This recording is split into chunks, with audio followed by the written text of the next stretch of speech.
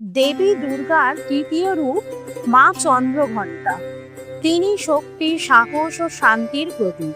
নবরাত্রির তৃতীয় দিনে তার পূজা করা হয়। তিনি হলেন সাহসিকতা, সাহস এবং শক্তির প্রতীক।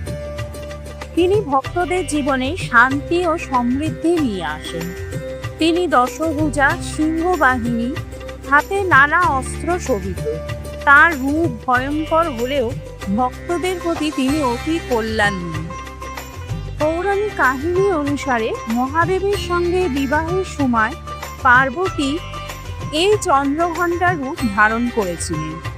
দেবী যখন রণরঙ্গে প্রবেশ করেন, তার ঘণ্টাধ্বনিতে অসুর সেনারা ভীত হয়ে পড়ে।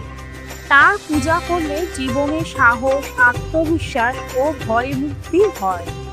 একই সঙ্গে তিনি ভক্তদের অন্তরে শান্তি ও স্থিরতা দান করেন।